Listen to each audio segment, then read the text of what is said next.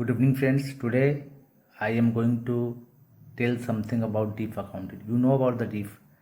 DIF एक ऐसा account होता है जो बैंक के अंदर में बहुत इंपॉर्टेंट अकाउंट है। जो कब कोई भी कस्टमर जाते हैं तो उनके लिए ये प्रॉब्लम होता है कि वो जानते ही नहीं है कि DIF अकाउंट होता क्या है। इसलिए मैं आज DIF अकाउंट के बारे में थोड़ा बताने वाला हूँ। तो आप लोग इसके लिए जानिए DIF जो था इसका फुल फॉर्म क्या होता है। Depositor education and awareness fund होता है।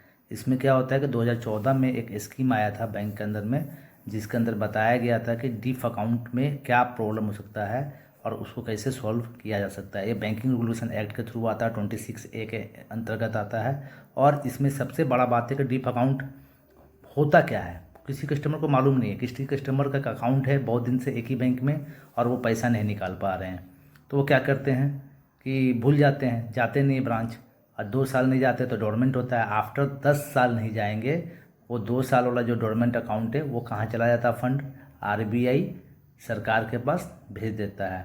इसी को कहते हैं depositor awareness and education and awareness fund. तो इसमें क्या होता है कि 10 साल जो कौन सा खाता जाएगा, जिस सेविंग अकाउंट में पैसा 10 साल तक छोड़ा जाता है, उसका पूरा पैसा कहाँ ट्रांसफ़र किया जाता है, गवर्नमेंट ऑफ इंडिया के पास जाता है। और उसमें कोई भी अकाउंट हो, इसमें लोन अकाउंट होगा, मान लीजिए कोई CC अकाउंट लिया है।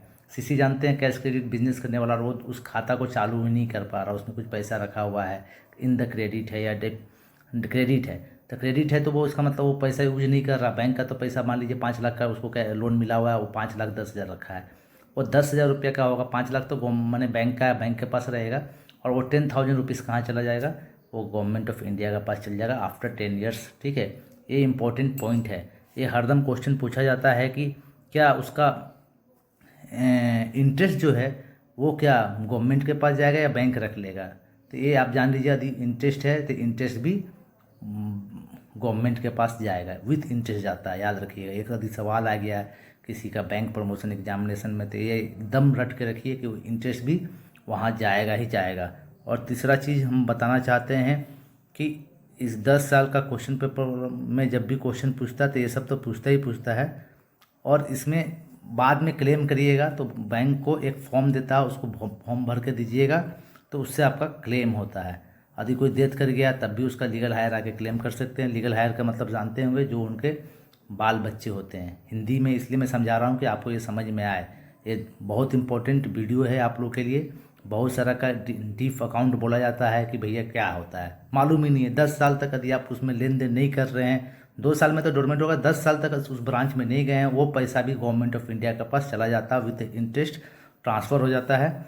और उसको क्लेम करिएगा तो फिर वापस आता है, मिलता है। ये भी आपको जानना होगा। Thank you very much. इस यदि वीडियो को अच्छा लगे तो आप लोग लाइक करें और हमें सपोर्ट करें। Thank you.